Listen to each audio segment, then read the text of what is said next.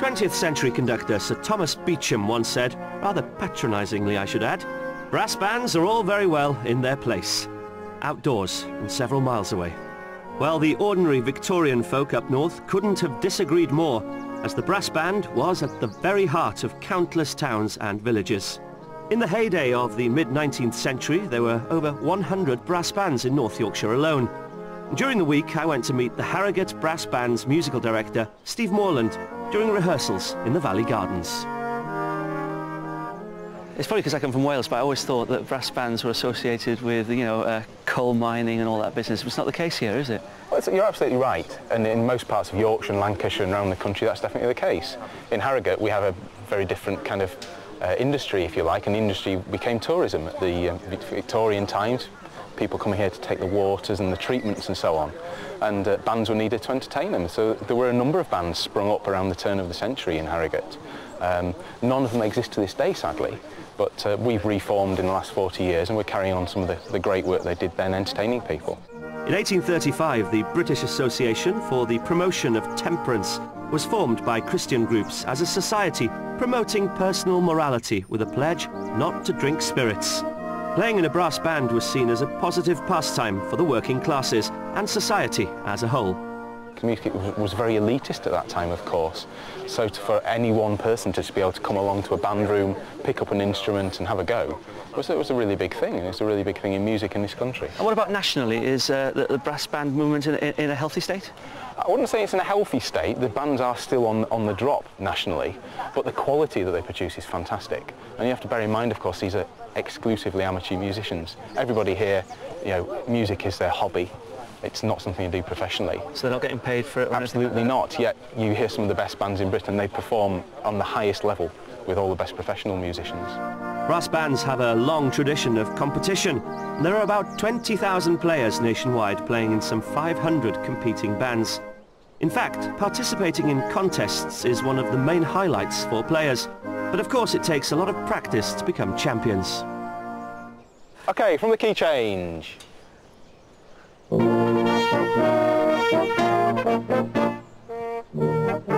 Nowadays it's not just men, there are many women and young people involved too. Learning to play an instrument is a great discipline, and it's up to the younger players to get involved early to ensure the future of brass bands.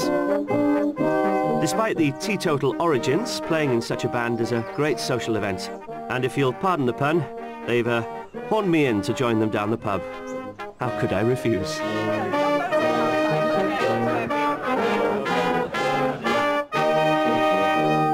And that's it. Our property search is over.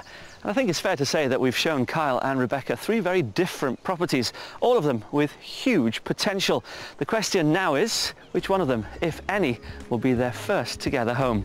It's time to find out. Well, I think it's fair to say that we've done quite a bit of travelling over the last few days. We have. Yes. I suppose every house has been different, hasn't it? Absolutely, yeah. It's been very interesting. A lot to think about from that point of view. The first one was a bit of a shock for you, I think. I think so. When we saw it initially, we thought maybe it's going to be just a little bit too small. But then when you showed us the possibility of converting that garage, it suddenly became very attractive. And it was in a very good location. Yes. Close to Harrogate, and the views were superb. They were spectacular. Yeah, they certainly were. And the overall, just sort of, the way that they had improved the house as far as they got was perfect. I suppose the only point was the kitchen, being that it was a modern kitchen rather than the sort of old-style country kitchen that I would like. OK, let's move on. Yes. What about the Georgian property? Rather big, wasn't it? It was Huge. enormous. It was enormous. And even though a lot of the work was mostly decorative work, I still think it was going to be an enormous task to undertake. For me, I think even if the decorative work had been done, I'm not sure if the style of the house would have suited me entirely, even if it was brought up to the best spec. But it ticked so many of your boxes. It did, and I did see the potential in the property in terms of the country-style kitchen, the larder and the cellar, but I think the location was possibly not. The fundamental flaw, really. It was just in the wrong place. It was a little bit too far out of Harrogate, and there wasn't enough immediately around it, I don't think, and it was in that sort of flat hinterland between the dales and the moors that wasn't necessarily where we wanted to be, was it? No. Let's talk about the mystery property. Yes. This is where work came home. Yeah, that was surprising. Initially thinking of living there, it was a bit hard to see that, especially that there was no outside area. But I think once we realised it could just be a business, it did seem a bit more attractive. It did open it up a bit more, didn't it? And I thought the downstairs area was fantastic. A very good double-fronted shop. It had got the possibility of a cafe, and the B&B opportunities in the property as well were very good. We just need to check out the location a bit more to make sure that Absolutely. we'd be able to just successfully operate what we want to operate there. So realistically, are you going to go back and see any of them then? I think at the moment, weighing everything up for me, actually property number 1 would be. Yeah, I think we'll have a look at that again. Better option.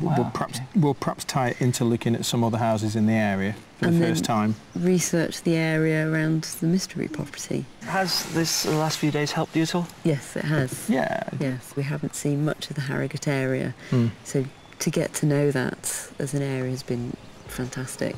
All the best to you. Thank you. All the best. Cheers. Cheers.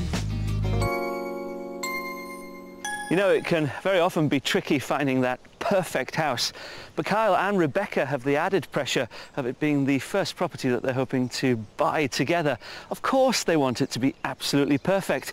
They're also hoping to start a business, and the fact that they have to do all this in record time, but it's not all doom and gloom. The good news is that they've set their hearts on North Yorkshire, and they're both very positive people, so I'm sure it's only a matter of time till they make this beautiful county their home. Let's hope they do, otherwise they could well be camping on my lawn. I wouldn't wish that on anyone. Till next time, goodbye. If you'd like to escape to the country in Northern Ireland, Wales, Scotland or England and need our help, please apply online at bbc.co.uk/be on a show. Inside a famous home on a treasure hunt, cash in the celebrity attic, over on BBC Two now. And here later tonight, Graham Norton is joined by Dame Helen Mirren on the sofa talking about her new film. That's at 10:35 on BBC One and BBC One HD.